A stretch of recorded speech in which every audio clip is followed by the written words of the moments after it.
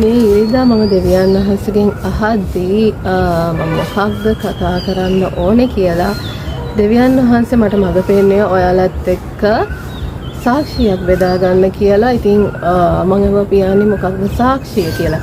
එතකොට උන්වහන්සේ මට කිව්වේ ඔයා බෙදා ගන්න පුතා මාව අඳුරගත් එක ගැන කියලා. මම කිව්වා පියාණනි අඳුරගත් එක ඔබ වහන්සේ මොකක්ද අඳුරගත් එක කියලා කියන්නේ මම චූටි කාලේ ඉඳලා මේ කියන්නේ මම නර්සරි ස්කූල් යන කාලේ ඉඳලම ඔබ වහන්සේට යාඥා කරනවානේ කියලා උන්වහන්සේට සම්බන්ධේ මා කියන්නේ මගේ උන්වහන්සේත් එක්ක තියෙන සම්බන්ධය පටන් ගත්ත. එහෙමයි ඒ කාලෙදී ඉතින් මට හිතා ගන්න බෑ මගේ ජීවිතයේ විවිධ සම්දිස්ථානවල තනින් තන උන්වහන්සේ ක්‍රියා කරලා තියෙනවා. මම පළවෙනියටම උන්වහන්සේ ගැන උන්වහන්සේත් එක්ක සම්බන්ධතාවය පටන් ගත්තේ ඒ විදිහට. ඉතින් මට එහෙම කියද්දි මට හිතා ගන්න බැරි වුණා. මම ටිකක් කල්පනා කරා. එතකොට උන්වහන්සේ මම කිව්වා මේ නර්සරි ස්කූල් වලත් නෙවෙයි නම් පියානේ ඔබ වහන්සේ මොකක්ද මේ අදහස් කරන්නේ? ඔබ වහන්සේ කොයි වකවානුවල්ද? මොකද උන්වහන්සේ එක කාලවල මට උන්වහන්සේත් එක්ක විවිධාකාර විදිහට උන්වහන්සේව දැන අඳුනගෙන තියෙනවා. ඊට පස්සේ දෙවියන්වහන්සේ නෑ පුතා ඔබ මාව හරියටම අඳුරගත්ත කාලය කියලා. හරියටම අඳුරගත්ත කාලේ කිව්වත් ගොඩාක් ජීවිතේ සිදුවීම් වෙලා තියෙන ඉඳ මට තේරුමක් තිබ්බේ නෑ උන්වහන්සේ මොකක් ගැනද අදහස් කරන්නේ කියලා. ඉතින් පස්සේ මට මතක් වුණා නෙවෙයි ශුද්ධාත්මයන් වහන්සේ මතක් කරා මගේ ජීවිතේ මගේ ජීවිතේ විවිධ තිබ්බා. ඒ කියන්නේ අභියෝගාත්මක කාලවල ඒ වුණාට මම වයසින් පරිණත වෙද්දී ගොඩක්ම මම අභියෝගයේ මුහුණ දෙන්න ඒ කියන්නේ අභියෝගාත්මක කාලයක් ගැන උන්වහන්සේ මතක් කරා. එතකොට තමයි මට මතක් වුණේ මේ කාලේ ගැන නේද දෙවියන් වහන්සේ කියන්නේ කියලා. සමහර දේවල් මම දැනන් හිටියා වුණත් අර උන්වහන්සේ කියද්දී මට තේරුම් ගන්න බැරි වෙනවා උන්වහන්සේ මොකක්ද මේ අදහස් කරන්නේ කියලා. ඉතින් ඇත්තටම මෙහෙමයි නංගි මමයි එක කාලයක් තිබුණා අපේ තාත්තා රිටයර් වෙන කාලේ. එතකොට අපිට වෙනත් ආදායම් මාර්ගයක් තිබ්බේ නෑ. එයා රිටයර් වුණාට පස්සේ අපි දෙන්නත් ගොඩක් පොඩි. එතකොට එයා බිස්නස් එකක් පටන් ගත්තා. එයා දන්නේ එයාගේ ශේෂ්ත්‍රයෙන්. නමුත් ඒ ව්‍යාපාරේ පටන්ගෙන මේ කාලේ අපි ගැලවීම ලැබලා ටික කාලයක් පොඩි කාලයක් ගිහිල්ලා එයා බිස්නස් එකක් පටන් ගත්තා. ඉතින් ඒක සාර්ථක වුණේ බොහොම පොඩි කාලයයි ඒ ව්‍යාපාරය කරගෙන ගියේ. මුල් මාසේ විතරයි ලාභ ලැබුවේ. දෙවනි මාසේ පහු කරනවත් එක්කම ඒ ව්‍යාපාරය බංකොලොත් වුණා. මගේ එතකොට මම දෙවියන් වහන්සේ දැනන් හිටියා තමයි. මම දෙවියන් වහන්සේට යාඥා කරා. මම දෙවියන් වහන්සේගේ බලය අත්දැකලා තිබ්බා. මම යාඥා කරනකොට උන්වහන්සේ ප්‍රතිචාර දක්වන විදිය මම දැනන් හිටියා. උන්වහන්සේ මාත් එක්ක ඉන්නවා කියලා මම දැනන් හිටියා. ඒත් මේ සිද්ධියෙන් පස්සේ වෙනස් වුණා. ඒ කියන්නේ අපේ බෑග්ග්‍රවුන්ඩ් එක ගැන මම කියන්න ඕනේ සාක්ෂි වෙද්දී. ගොඩක් නංගිමයි කිසි අඩුපාඩුවක් නැතුව සුව පහසුවට හැදුන දෙන්නෙක්. මම කියන්නේ සුඛෝපභෝගී ජීවිතයක් කියලා. ඒත් අපි ආස කරන දෙයක් තිබුණොත් අපේ තාත්තට එයාගේ සීමාව තුල ඒක දෙන්න පුළුවන් නම් එයා දුන්න අවස්ථා තිබුණා. එතකොට අපි ආස කරන දේ චූටි දේවල් ලොකු දේවල් නෙවෙයි පුංචි දේවල් සාමාන්‍යයෙන් අපි ඉල්ලනකොට ඒ තාත්තා එක අපේ ළඟට අරන් දුන්නා. නමුත් ව්‍යාපාරේ වැටීමත් එක්ක අපි ගොඩක් අර කම්ෆර්ටබල් ලයිෆ් එක සුව පහසු ජීවිතයක් මේ ගත කරේ. ඉතින් අපිට ඒ විදිහට ඒක උන්නේ නැහැ. හැමදේම කියන්නේ කෙලවරටම නෙමෙයි. නමුත් අපි ගොඩක් ආස කරන දේවල් අපේ අත ළඟ තිබුණ දෙන්නෙක් අපි දෙන්නා. ඉතින් මේ ව්‍යාපාරේ වැටීමත් එක්ක ගොඩක් ජීවිතේ කරකශ වුණා, අමාරු වුණා. අපි දෙන්න ගොඩක් සෝෂල් නෑ. අපේ වටපිටාවේ සුව පහසුවට ගෙදර ඇතුලේ පරිසරයක හැදුන දෙන්නෙක්. ඉතින් සමාජයත් එක්ක ගොඩක් කටයුතු කරේ නෑ. ඒ වගේම විශේෂයෙන් මම කියලා නෑ මං ගැන මට introvert personality එකක් තියෙන්නේ. ඉතින් introvert personality එක ගැන ඔයගොල්ලෝ අහලා ඇති. ගොඩක් නිශ්ශබ්ද සමාජයත් එක්ක ගැටෙන්නේ නැති කෙනෙක්. ඉතින් මට මේක ලොකු අභියෝගයක් වුණා. අර කියන වගේ මම පවුලේ වැඩිමලා අර ඉතින් ගොඩක් දේවල් අපේ තාත්තා මේ කාලේ උත්සාහ කරා. අපි දිගටම පල්ලෙහාට ගියා. ඉතින් මේ වකවානුව ගොඩක් අමාරු වුණා කියන්නේ. එක දවසක් සමහර ඒ කාලේ පහු කරගෙන යන අතරේ සමහර වකවානුවක් අපි පහු කරා. එක දවසක් ගෙවුවොත් ඊළඟ දවසේ කොහොමද ගෙවන්නේ කියලා තේරෙන්නේ නැති තත්යකට ආවා. ගොඩක් මාර්ග ඇරෙනවට වඩා වැහුණා. අපි දන්නේ අපිටත් ඉස්සරහට අපි යන්න ඕනේ මාර්ගය මොකක්ද කියලා නංගිටයි මටයි වැටහීමක් තිබුණ නැහැ. ඉතින් මේ කාලේදී තමයි මම දෙවියන් වහන්සේ හරියටම අත්දකින්න පටන් ගත්තේ. දෙවියන් වහන්සේ ඒකයි මම කිව්වේ මම අර කලින් කිව්වා වගේ පියාණි ඔබ කියන්නේ කොයි කාලෙද ගැන කියලා දෙවියන් වහන්සේ මට හරියටම හරි ෂාප් විදියට මතක් කරා. මේ කාලේ තමයි පුතා ඔයා මාව හරියටම දැනගත්තේ කියලා. මොකද ඒක ඇත්ත. මම කියන්නේ අපිට මන් දන්නේ ඔයාලා දන්නවද කියලා අපිට බඩගිනි වෙලාවට අපිට කන්න ඕන දේ අපි ඉස්සරහා තියනවා නම් අපි අඳින්න ආස ඇඳුමක් ගන්න ඕන වෙලාවේදී එක ගන්න අපේ අතේ සල්ලි තියනවා නම් අපිට ඕන දේ අපි ළඟට නිකම්ම කරදරයක් නැතුව කිසි ඉෆෝට් එකක් නැතුව එනවනම් අපිට ඇත්තටම සමහර වෙලාවට අපි ඒ කාලේ එතකොට අපි ළමයි නම් අපි දෙමව්පියන්ගෙන් යැපෙන්නේ. දෙමව්පියෝ නම් ඔවුන් හම්බ කරන මුදල් මත ඔවුන් යැපෙන්නේ. නමුත් දෙවියන් වහන්සේගේ යැපීම කියන දේ මේ කාලේ තමයි මම ඉගෙන ගත්තේ. යාඥා කරන්න විශේෂයෙන්ම අපි දන්නවා කිතුණු අය අපි හැමෝම යාඥාසයට මම දන්නේ කරනවා.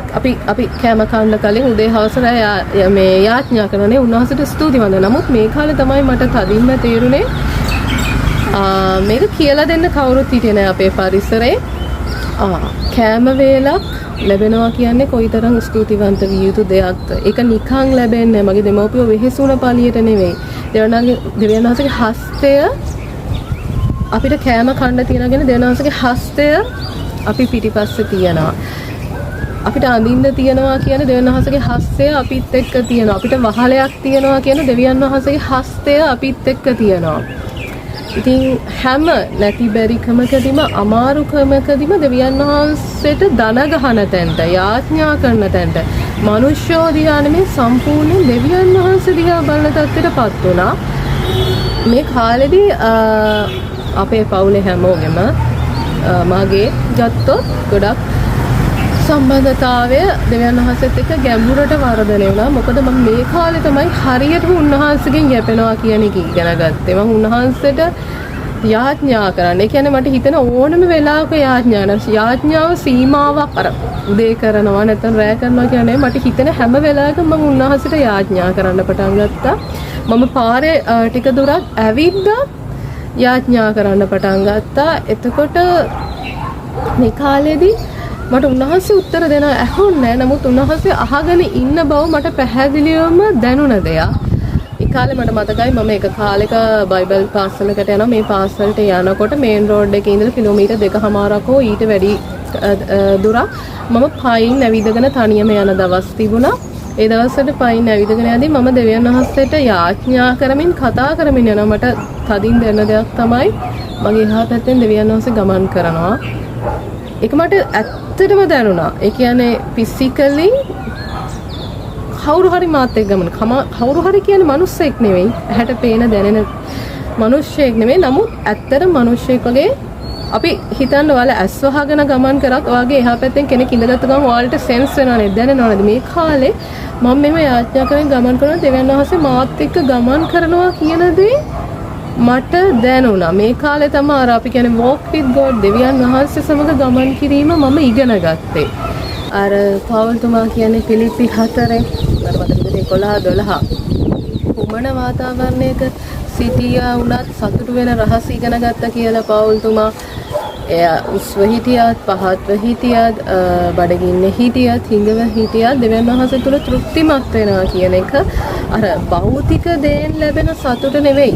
ඒ කියන්නේ ඒවා හිඟව ඉන්න කියන එක නෙමෙයි.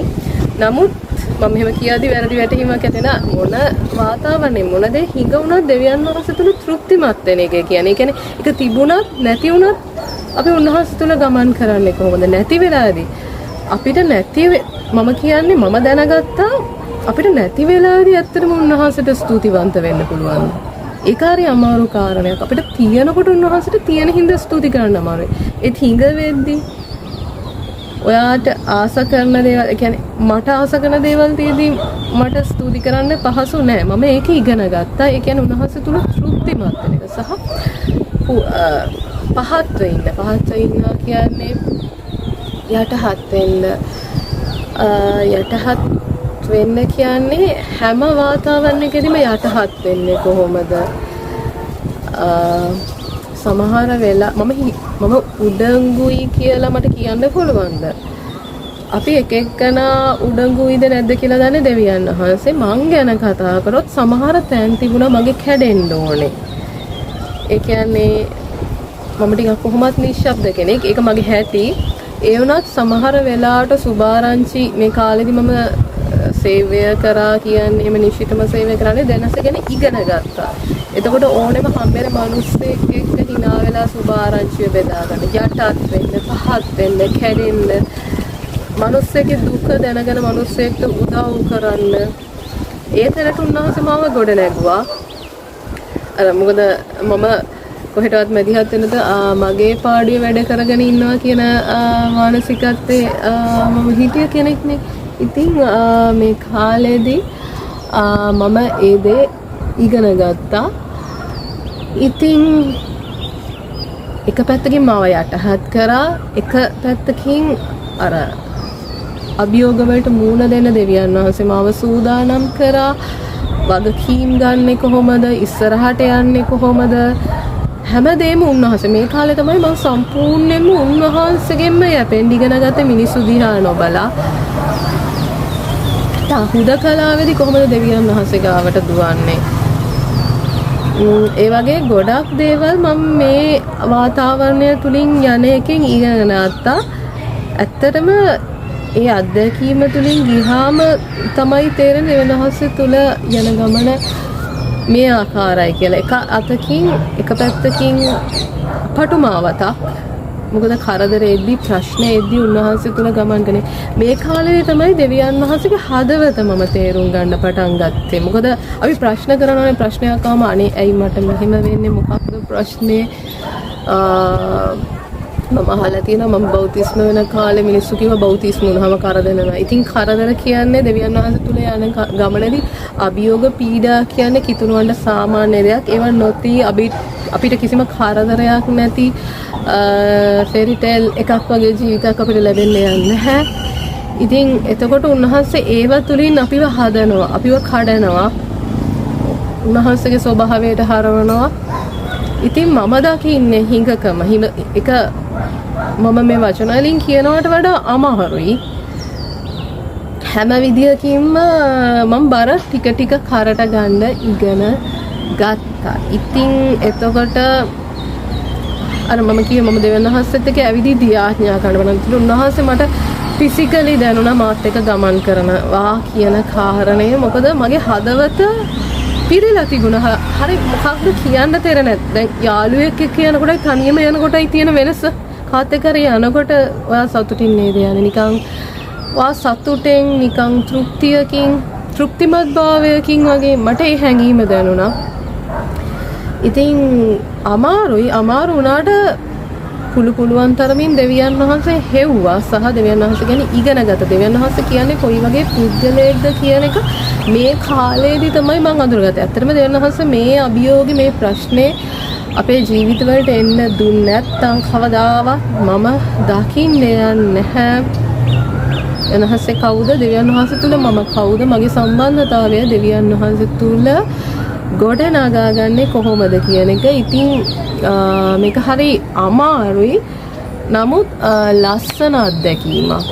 මොකද මම මේකෙන් වැඩියෙන්ම දෙවියන් වහන්සේගේ ප්‍රේමය අත්දැක්කා. ගොඩාක් තැන්වලදී උන්වහන්සේ මුකුත් නැති තැන්දී උන්වහන්සේ ක්‍රියා කරන්නේ නේද? අනිත් එක ඇදහිල්ල වැදගත්ම දේ මට ඇදහිල්ල මම අත්දකින්න පටන් ගත්තා. උන්වහන්සේත් එක්ක මේ ගමන් කිරීමේදී කර්කශ වුණා. ඉතින් මම අහලා තියෙනවා සමහරු කියනවා දුප්පත්කම ශාපයක් කියලා. මෙහෙමයි. ඒක එක එක්කනාට අභියෝගයක් වෙලා එන එක වෙනස්. හිඟකම කියන දේ හැමෝටම ශාපයක් විදිහට එන්නේ නැහැ. යම් කාලයකදී දෙවියන් වහන්සේ අපිව පොඩ්ඩක් paludu වෙන්න, පොඩ්ඩක් පීඩාවටපත් වෙන්න දෙන්නේ ඒක ශාපයක් විදිහට නෙමෙයි ආශිර්වාදයක් විදිහට. මගේ සාක්ෂි කතාවේ දෙවියන් වහන්සේ මට මේ දුන්න මේ අභියෝගේ මේ චැලෙන්ජ් එක මේ ප්‍රශ්නේ මම දකින්නේ ආශිර්වාදයක්. අර සමහර මං හිතනවාට මං කියන දේ තේරෙන්නේ නැති කියලා ඒක කොයි වෙලාවකවත් මම කියන්නේ සාපයක් පෞල් පරිසරයෙන් ආවේ එහෙම දෙයක් කියලා. මොකද ඒක මට තේරුණා හොඳටම. ගොඩක් අපේ පවුලටම මේ කාලේ උන්වහන්සේ ගොඩාක් කාරණා ඉගැන්නුවා. ඉතින් ඒක ආශිර්වාදයක්. සමහර වෙලාවට ඔයාලට ඒ තියනවනම් ඔයාලා හිඟකමකින් මම ධෛර්යමත් කරනවා. ඒක තමයි දෙවියන් වහන්සේ තුල ඔයාලගේ ස්ථාවරත්වය, ඔයාලගේ ඩෙන්ටිටි එක හදාගන්න තියෙන හොඳම දේ. ඒකට දෙවියන් වහන්සේට ස්තුති කරන්න. මේ වාතාවරණය ඇයි මට ආවේ කියලා මම දන්නේ නැහැ. නමුත් ඔබ වහන්සේ මේක තුලින් මාව ගොඩනගන්න නිසා ස්තුති කියලා. මොකද මට පුදුම ආශිර්වාදයක් වුණා. ඒක අද දක්වාම ඒ වාතාවරණය තුලින් ගමන් කරපුවකින් මම ඉගෙනගත්ත පාඩම් අපමණයි. කොටින්ම එක කාලෙකදී ස්වාමීන් වහන්සේ මට කානුවක් උඩ ඉඳගෙන මම මේක කියන්නේ මම හොඳ කෙනෙක් හරි නිහතමානී එහෙම මුකුත් නෙමෙයි ලකුණු දාගන්න නෙමෙයි දෙවෙනාසේ කානුවක්. අතරම ඒ කානුව ගාව ගඳයි. සුභාරංචි කියන්නේ කානුවක් උඩ ඉඳගෙන ඒ කානුව විවෘත වෙලා තිබුණේ අර කොන්ක්‍රීට් දාලා තියෙන්නේ ඒකක් උඩ ඉඳගෙන ඔබ එයාචි පාරේ හිටියේ ඉඳගෙන මුදල් එකතු වෙන මට යට සුභාරංචි කියන්න ඕනින්ද මම පාරේ ඉඳගත්ත ඒක උඩ ඒ තැනට මාව පත් කරා. ඇත්තටම දෙවන්න හොස්සේ මේ ප්‍රශ්නේ තුලින් මාව ගෙනියුවේ නැත්තම් මම එහෙම ඒ ආච්චි කෙන මට දුකක් දෙන්නේ. මම සල්ලි කීයක් හරි දෙයි. ඒ වෙලාව මට දෙන්න සල්ලි තිබ්බේ නැහැ. ඒක වෙනම ආශිර්වාදයක්. අර පෞල්තුමා කියවගේ රන් රිදී මට නැත නමුත් ඇති දේ මම ඔබට දෙනවා. ඒ වගේ ඒ වෙලාවේ මට දෙන්න තිබ්බ දේ සුභාරංචි. මම සුභාරංචි එතන කානුව උඩ ඒ කොන්ක්‍රීට් එකේ ඉඳගෙන යාචිත් එක බෙදාගත්තා. ඉතින් ඒ වගේ සමහර වෙලාවට මේ දුප්පත්කම කියන එක පෙරලලා දෙවන්න හස දෙන ආශිර්වාදයක්. උන්වහන්සේ ඔයාව උන්වහන්සේගේ මහිමය ගලන අලංකාර භාජනයක් කරන්න. මම මේ අභියෝගය තුලින් එකිනෙකාට ප්‍රේම කරන්නේ කොහොමද? දරාගන්නේ කොහොමද? පීඩාව තුලින් යන්නේ කොහොමද? දෙමව්පියන්ට ගරු කරන්නේ කොහොමද? දෙවියන් වහන්සේගෙන් විතරක් කියපෙන්නේ කොහොමද? එතකොට අර කියනා වගේ මගේ නංගිව ධෛර්යමත් කරන්නේ කොහොමද? මේ වාතාවරණ මැද එයාව ඉස්සරහට අරගෙන යන්නේ කොහොමද? ගොඩක් දේවල් ඉගෙන ගත්තා. ඉතින් දෙවියන් වහන්සේ පුදුම දේ තමයි දෙවියන් වහන්සේ කියන දෙවියන් වහන්සේව මම හරියටම අඳුරගත්තේ මේ කාලෙලු. මම මුළු කාලෙම උන්වහන්සේ දන්නවයි කියලා හිතන් ඉන්නවා. නමුත් හරිම සම්මුඛ වීමක්. දෙවියන් වහන්සේව මුණ ගැහිීමක්, උන්වහන්සේව ගැඹුරට අඳුනා ගැනීම සහ උන්වහන්සේව රස බැලීම. දෙව වචන කියන උන්වහන්සේව රස බලා දැනගන්න කියලා. ඒ උන්වහන්සේව රස බලා දැනගන්න පටන් අරගෙන තියෙන්නේ මම මේ කාලෙදී. ඉතින් මම මේ මොහොතේ උන්වහන්සේ මට කිව්ව විදිහට මම සාක්ෂිය බෙදාන උන්වහන්සේට ස්තුතිවන්ත වෙනවා. මේ අභියෝගය තුලින් මේ ප්‍රශ්නය තුලින් මට යන්න සැලැස්සුවට. ඇත්තටම මම උන්වහන්සේගේ ප්‍රේමය, මහිමය සහ උපකාරය රැකවරණය මම දැනගන්න යන්නේ කවදාවත් මේ ප්‍රශ්නෙට මම මූණ දුන්නේ නැත්තම්. මේකට මූණ දුන්න හින්දා තමයි මම ඒක අත්දැකේ. සේවය කොයි විදිහටද කරන්නේ, යටත් වෙන්නේ කොහොමද, උන්වහන්සේ කැමැත්ත හොයන්නේ කොහොමද, උන්වහන්සේගේ මඟ පෙන්වීම වල යන්නේ කොහොමද කියලා. ඉතින් ගොඩක් ස්තුති කරනවා දෙවියන් වහන්සේට. පියාණි ඔබට ස්තුතියි මේක මට දුන්න අවස්ථාවට, මේක බෙදා ගන්න අනිත් අයත් එක්ක. ඒ වගේම ඒ අහන හැම ෆලෝවර් කෙනෙක් වෙනුවෙම ඔබට ස්තුතිවන්ත වෙනවා. ෆලෝවර් කෙනෙක් නොවුනත් හැමෝම වෙනුවෙන් ඔබ වහන්සේට ස්තුතිවන්ත වෙනවා. මේ පණිවිඩේ ඔයාලට ධෛර්යයක් වෙයි කියලා හිතනවා. ඔයගොල්ලෝගේ ජීවිතේ මේ ප්‍රශ්න තුලින් ඔයාලා යනවා නම් දෙවියන් වහන්සේ ඔයාලව තනි කරලා නැහැ. උන්වහන්සේ ඔයාලව ගොඩ නගනවා. මට ඒකයි කියන්න අවශ්‍ය. උන්වහන්සේ ඔයාට කතා කරන උන්වහන්සේත් එක්ක සමීප ප්‍රේමණීය සම්බන්ධතාවයකට ඇතුළු වෙලා උන්වහන්සේව රස බලන, උන්වහන්සේගේ ප්‍රේමයේ භුක්ති විඳින්න.